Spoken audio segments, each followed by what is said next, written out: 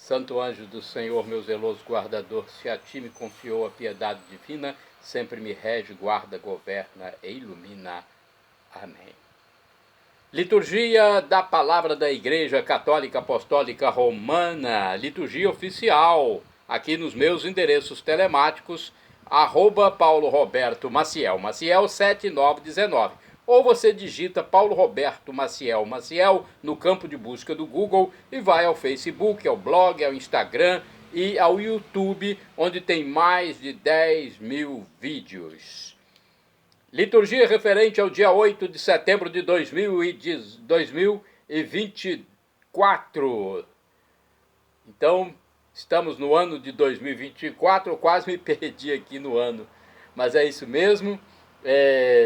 Neste dia, nós temos a liturgia que é da missa de preceito para o católico. O católico deve ir à missa sempre, mas o domingo é uma orientação da igreja para comparecer, caso contrário é um pecado. Então nós temos a missa de preceito, que é a dominical, já começa a ser oficiada no sábado, no fim da tarde, início da noite. Então vamos lá, liturgia referente a domingo, 8 de setembro de 2024, 23ª semana do tempo comum. A cor dos paramentos litúrgicos é verde, no rito temos o glória, o creio e a terceira semana do saltério. A cor verde eu estou simbolizando aqui com esse lenço. Antífona da entrada. Vós sois justo na verdade, ó Senhor, e os vossos julgamentos são corretos. Conforme o vosso amor, Senhor, tratai-me. É o Salmo 118, versículos 137 e 124. Oração da coleta, rezemos. Ó Deus, Pai de bondade, os que redimistes e adotastes como filhos e filhas, e concedei aos que creem no Cristo a verdadeira liberdade e a herança eterna. Por nosso Senhor Jesus Cristo, vosso Filho, que é Deus e convosco vive e reina na unidade do Espírito Santo, por todos os séculos dos séculos. Amém. Primeira leitura, leitura do livro do profeta Isaías, capítulo 35, versículos do 4 ao 7a. Dizei às pessoas deprimidas: criai ânimo, não tenhais medo, vede, é vosso Deus, é a vingança que vem, é a recompensa de Deus, é Ele que vem para vos salvar.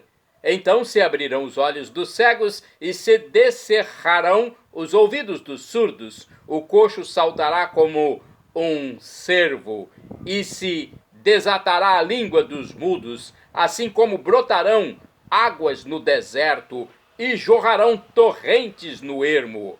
A terra árida se transformará em lago e a região sedenta em fontes de água. Palavra do Senhor, graças a Deus. Agora vamos ao Salmo responsorial. Salmo responsorial é o número 145 na Bíblia Vulgata, tradução da Septuaginta do grego, lá de Alexandria para o latim, ou 146 na Bíblia de Jerusalém. Versículos 7, 8 ao 9a, 9bc, até o 10º, refrão 12a, ou então 1 e 2a. Primeiro e segundo A. Houve confusão aqui na redação, na digitação, não sei. Tem uma confusão nesse sentido. Depois, cada um procure pesquisar melhor. Bendize, ó minha alma, ao Senhor. Bendirei ao Senhor toda a vida. Repetamos. Bendize, ó minha alma, ao Senhor. Bendirei ao Senhor toda a vida. O Senhor é fiel para sempre, faz justiça aos que são oprimidos Ele dá alimento aos famintos. É o Senhor quem liberta os cativos. Bendize, ó minha alma, ao Senhor. Bendirei ao Senhor toda a vida. O Senhor abre os olhos dos cegos. O Senhor faz erguer-se o caído. O Senhor ama aquele que é justo. É o Senhor quem protege o estrangeiro. Bendize, ó minha alma, ao Senhor. Bendirei ao Senhor toda a vida. Ele ampara a viúva e o órfão, mas confunde os caminhos dos maus. O Senhor reinará para sempre. Ó Sião, teu Deus reinará para sempre por todos os séculos. Bendize, ó minha alma, ao Senhor. Bendirei ao Senhor toda a vida. Repitamos. Bendize a minha alma ao Senhor. Bendirei ao Senhor toda a vida. Segunda leitura, leitura da carta de São Tiago, capítulo 2, versículos do 1º ao 5º.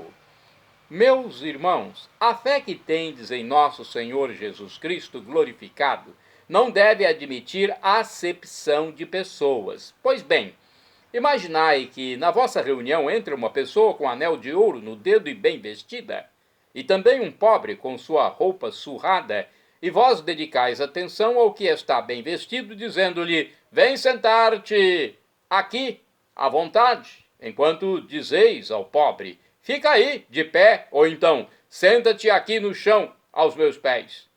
Não fizestes, então, discriminação entre vós, e não vos tornastes juízes com critérios injustos? Meus queridos irmãos, escutai. Não escolheu Deus os pobres deste mundo para serem ricos na fé e herdeiros do reino que prometeu aos que o amam? Palavra do Senhor, graças a Deus. Vamos agora aclamar o Santo Evangelho com Mateus 4, versículo 23, e depois proclamá-lo com Marcos, capítulo 7, versículos de 31 a 37. Aleluia, aleluia, aleluia, aleluia. Jesus Cristo pregava o Evangelho, a boa notícia do reino, e curava seu povo doente de todos os males. Sua gente, aleluia, aleluia, aleluia, aleluia. O Senhor esteja convosco, Ele está no meio de nós. Proclamação do Evangelho de Jesus Cristo segundo São Marcos. Glória a vós, Senhor. Pelo sinal da Santa Cruz, livra-nos Deus, nosso Senhor, dos nossos inimigos. Naquele tempo, Jesus saiu de novo da região de Tiro, passou por Sidônia e continuou até o mar da Galileia, atravessando a região da Decápole. Trouxeram então um homem surdo que falava com dificuldade e pediram que Jesus lhe impusesse a mão. Jesus afastou-se com o homem para fora da multidão. Em seguida, colocou os dedos nos seus ouvidos, cuspiu e com a saliva tocou a língua dele. Olhando para o céu, suspirou e disse: Efatá, que quer dizer, abre-te. Imediatamente seus ouvidos se abriram, sua língua se soltou e ele começou a falar sem dificuldade. Jesus recomendou com insistência que não contassem a ninguém, mas quanto mais ele recomendava, mais eles divulgavam. Muitos impressionados diziam: ele tem feito bem todas as coisas. Aos surdos faz ouvir e aos mudos falar. Palavra da salvação, glória a vós, Senhor. Vamos agora saber um pouco mais sobre este evangelho com os comentários, as reflexões. Aqui no anuário Folhinha Sagrado Coração de Jesus, temos um texto do Frei Sandro Roberto da Costa, da Ordem dos Frades Menores. As pessoas trazem a Jesus um homem surdo. Ele o recebe, se afasta a sós com ele, acolhendo-o em sua individualidade. O toque curativo de Jesus transforma a vida daquela pessoa. Tocar significa aproximar-se, preocupar-se, cuidar. Na verdade, mais do que a cura física, Jesus destrava o coração daquele homem, permitindo a ele acessar realidades mais profundas. Com o toque divino, ele passa a ouvir aquilo que os ouvidos não ouvem. Abrem-se para ele realidades que só os olhos da fé permitem conhecer. Hoje somos convidados a nos deixar tocar por Jesus, abrir nossos ouvidos à sua palavra, anunciar a boa nova. Deixemos que o Senhor toque também nossos olhos, para que nos abramos às verdades essenciais da fé, que dão verdadeiro sentido à existência. Agora, no livro Pão Nosso de Cada Dia, temos mais uma reflexão. A semente da terra é reflexão baseada em Marcos 7, versículos do 31 ao 37. A palavra distingue o ser humano dos animais. O homem nem sempre é o que fala, mas sempre se torna aquilo que ouve, ou aquele que ouve. O homem é a palavra a qual presta atenção e dá ouvidos. O ser humano é primeiro ouvidos e só depois língua. Deus é palavra, comunicação, dom de si. À medida que o ser humano o ouve, torna-se capaz de responder-lhe, entra em diálogo com ele, se torna seu parceiro. Unido a ele, torna-se semelhante a ele. A religião judaica e a religião cristã são, em parte, religiões do livro, mas não são um fetichismo da letra. Amam o livro, mas não o adoram. São religiões, isto sim, da palavra e da escuta, isto é, da comunhão com aquele que fala, conforme Hebreus 1, versículo 1. Primeira carta de São João, capítulo 1, versículos 1 e seguintes. Por isso, ser surdo-mudo é o pior dos males. Falar alguma coisa, versículo 32, já é alguma coisa, mas é muito pouco para quem é definido como palavra, comunicação, diálogo. O milagre do surdo-mudo é o penúltimo da primeira parte do Evangelho de Marcos. O último será a cura de um cego de Betsaida, no capítulo 8, versículos de 22 a 26. É preciso primeiro ouvir a palavra. Só depois vem a iluminação da fé. Quem continua surdo não pode ver. Só o coração pode ouvir a verdade daquilo que se vê. Este milagre mostra tudo o que o Senhor quer realizar em cada ouvinte da palavra. Somos todos ouvintes, seletivos de sua palavra. Como criaturas, damos só o que recebemos e dizemos só o que ouvimos. Jesus é o médico, o otorrinolaringologista, que nos devolve a capacidade de ouvi-lo e de dialogar com ele.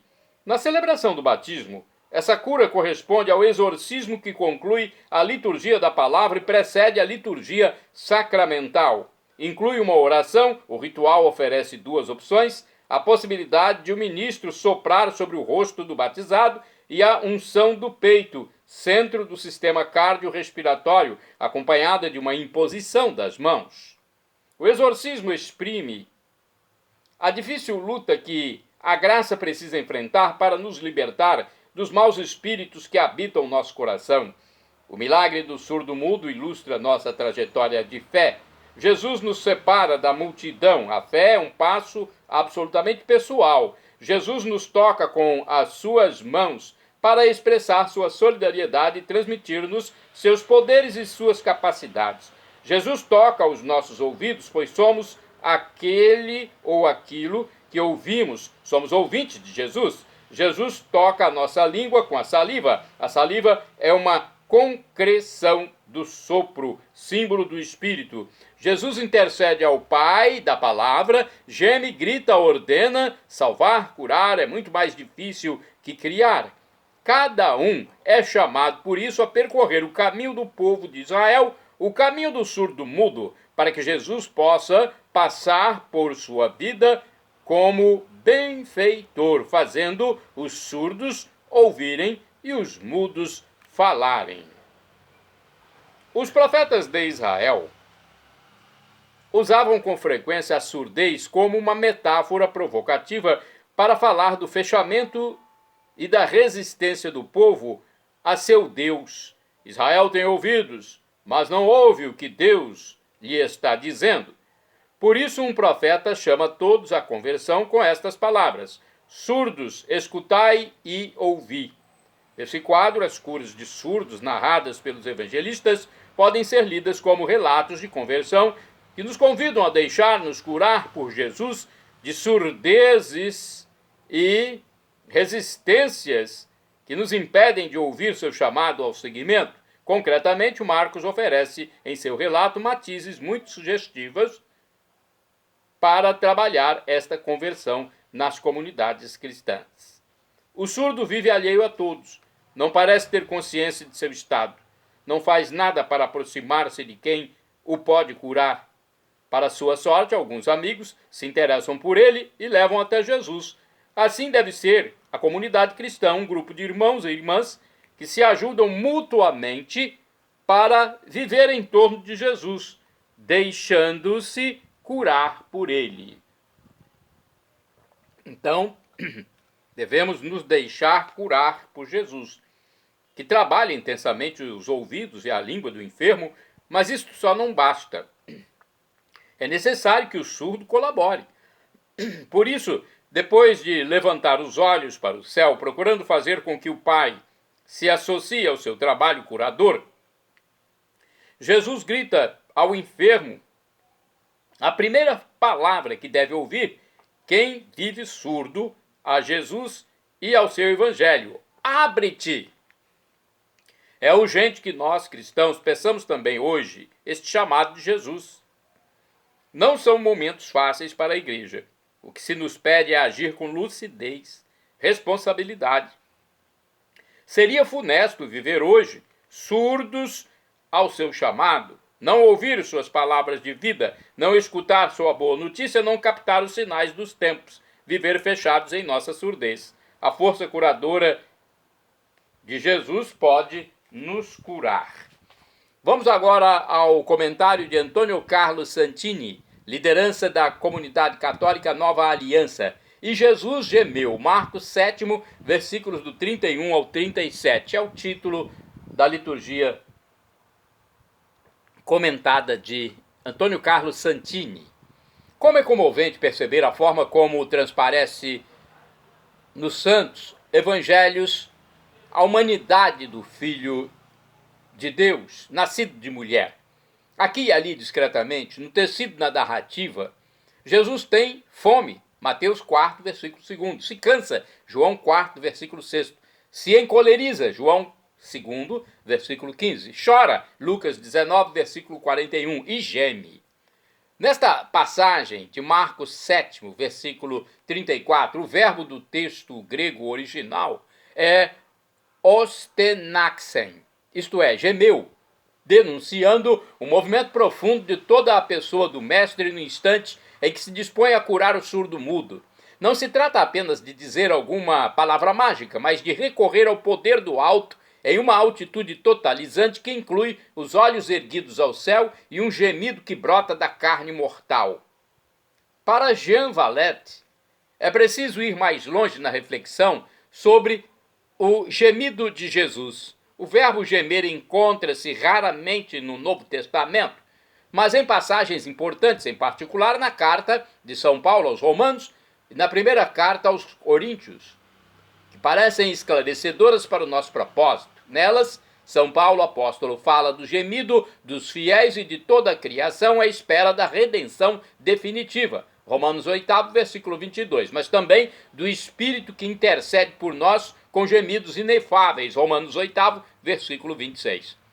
O gemido de Jesus, assim se compreende como o grito de sua carne e de seu espírito diante do poder do mal e do preço que deverá pagar pela vitória. O gemido de Jesus diante desse homem cativo que o mal mantém acorrentado e que representa todo o povo e talvez o mundo todo, é ao mesmo tempo o eco da dor dos homens e da dor de Deus. Jesus parece testar, ou melhor, parece estar naquela viragem de sua existência e de seu ministério, em que ele acaba de descobrir que a paixão dos homens e a paixão de Deus se encontram e se unem em sua própria pessoa para conduzi-lo até a cruz. Não exagero se entendo que para Jesus curar dói. Ele não se diverte nem se exibe como um curador popular, mas se compromete organicamente com os enfermos que cruzam seu caminho. Em mais de uma passagem, os evangelistas anotam em Jesus um movimento visceral ao curar um doente, um frio na barriga, como em passagens com a forma verbal splagniste, conforme Mateus 14, versículo 14, Marcos 6, versículo 34, ou ainda em João 11, versículo 38, logo antes de chamar Lázaro de volta à vida, quando Jesus vibra como uma lâmina de metal. Ninguém se admire, pois, de que assumir a missão de Jesus traga sofrimentos. O pastor geme com suas ovelhas. Irmãos e irmãs, orai sem cessar. É eterna a misericórdia do Senhor. Salmo 103, versículo 17. Vamos aos santos do dia. 8 de setembro é a natividade de Nossa Senhora, festa de nascimento daquela que foi concebida sem pecado e nasceu da estirpe de Davi. Não há glória mais excelsa do que a sua, a de ser mãe de Deus. Conforme o site Diocese de Blumenau, 9 meses depois de comemorar a Imaculada Conceição da Virgem, a Igreja celebra a festividade do seu nascimento. Assim se exprimiu o padre Antônio Vieira sobre essa celebração. Quereis saber quão feliz, quão alto é e quão digno de ser festejado o nascimento de Maria? Vede o para que nasceu. Nasceu para que dela nascesse Deus. Perguntai aos enfermos, para que nasce esta celestial menina? Dir-vos-ão que nasce para Senhora da Saúde. Perguntai aos pobres, dirão que nasce para Senhora dos Remédios. Perguntai aos desamparados, dirão que nasce para Senhora do Amparo. Perguntai aos desconsolados, dirão que nasce para a Senhora da Consolação. Perguntai aos tristes, dirão que nasce para a Senhora dos Prazeres. Perguntai aos desesperados, dirão que nasce para a Senhora da Esperança. Aos cegos, dirão que nasce para a Senhora da Luz. Aos discordes, para a Senhora da Paz. Aos desencaminhados, para a Senhora da Guia. Os cativos, para a Senhora do Livramento. Os cercados, para a Senhora da Vitória.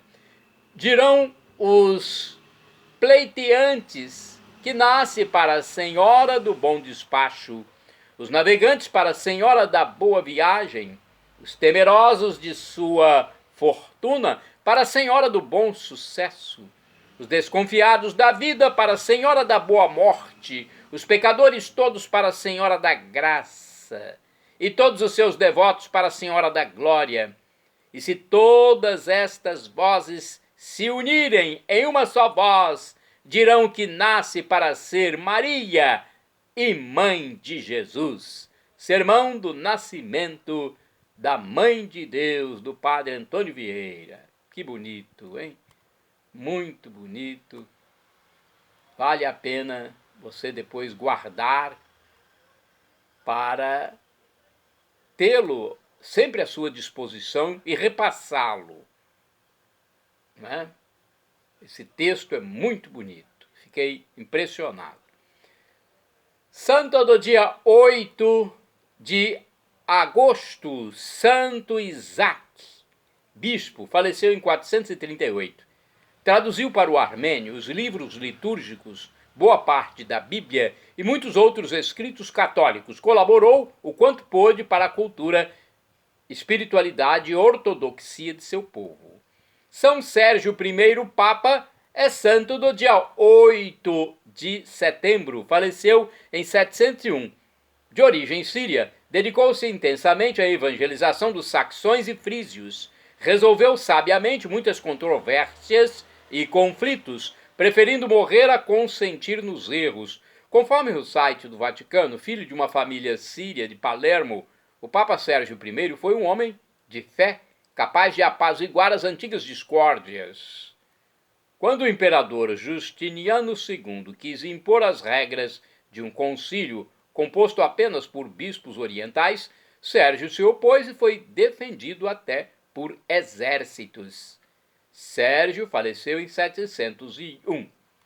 Santo do dia 8 de setembro, São Pedro de Chavanon, presbítero, ou seja, padre, sacerdote, do ano 1080, fundou em Pébrac, na França, um mosteiro de cônegos regulares.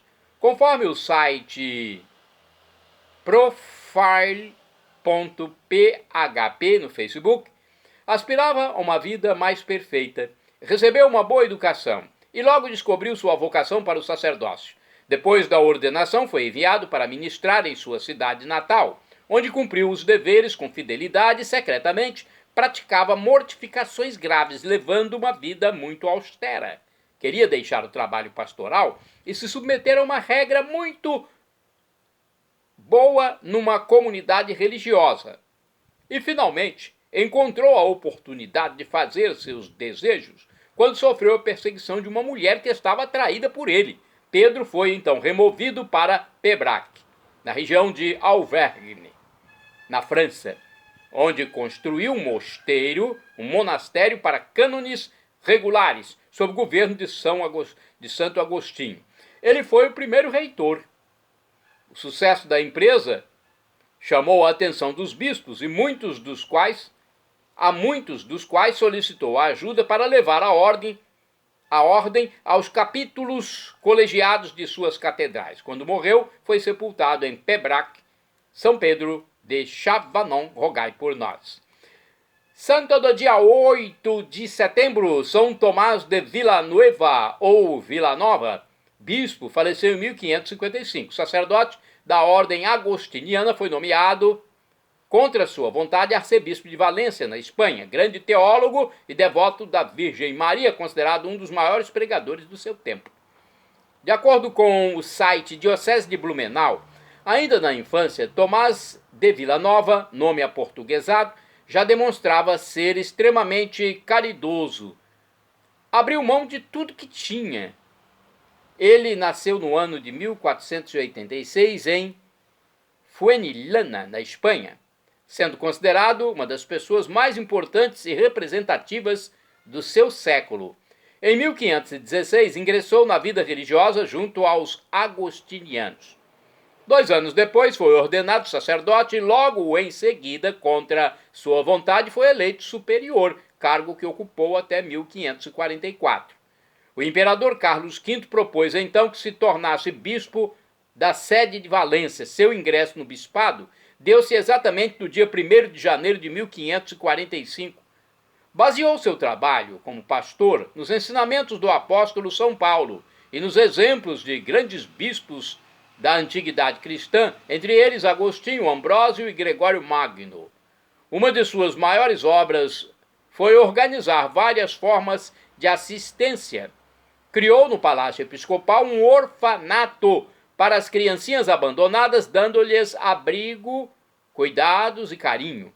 Um dia chegou a ceder a própria cama, pois não havia mais lugar para abrigá-las. Tomás de Villanova morreu no dia 8 de setembro de 1555. Só em 1658 foi incluído no álbum dos santos pelo Papa Alexandre VII. Santa do dia 8 de setembro, Beata Serafina Sforza, religiosa. Faleceu em 1478, esposa do senhor Pézaro, da Itália, suportou muitas adversidades na vida conjugal e, após ficar viúva, passou o resto de seus anos sob a regra de Santa Clara. Santa do dia 8 de setembro, Beato Ladislau Bladzinski, presbítero e mártir, faleceu em 1944. Sacerdote polonês da congregação de São Miguel Arcanjo, morto no campo de concentração de Gross-Rosen. Santo do dia 8 de setembro, Beato Frederico Ozanam, leigo, faleceu em 1853.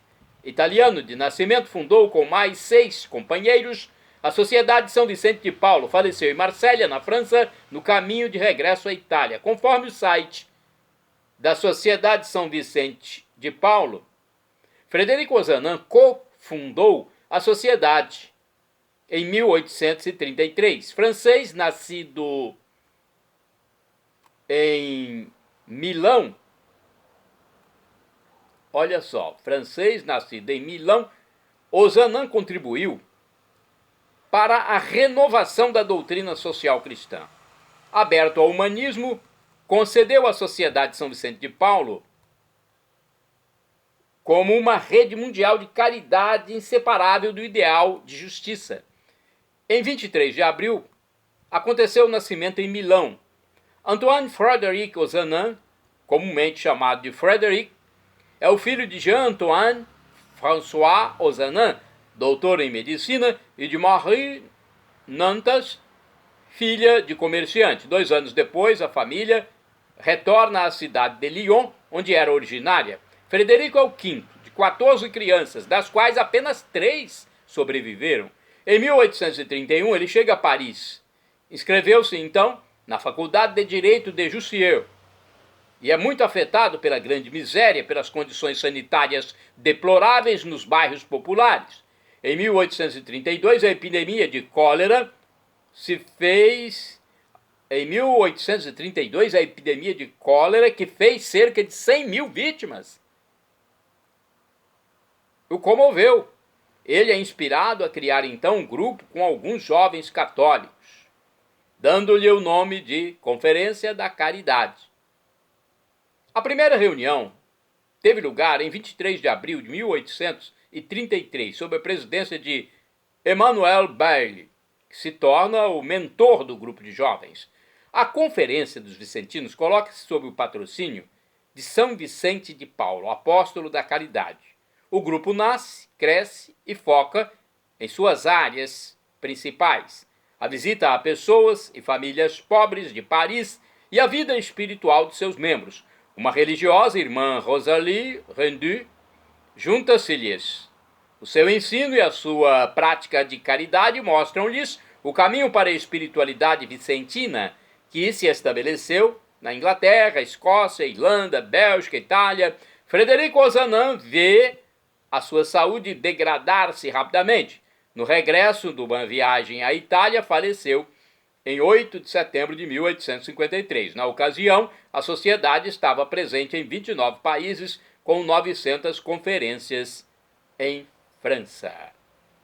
Shalom Adonai é uma expressão hebraica que significa a paz de Deus, é o que eu desejo para vocês todos. El Shaddai, também do hebraico, significa Deus onipotente. Ele proverá aquilo que você deseja se for para o seu bem. O professor e escritor de mais de 100 livros da Igreja Católica diz que quando solicitamos algo a Deus, ele pode nos dar 3 respostas. Uma dessas 3: sim, não ou espere. Pode ser que você receba um não, mas é o melhor para você, porque Deus é onisciente, ele sabe o que é melhor para seus filhos. Até mesmo na terra, os pais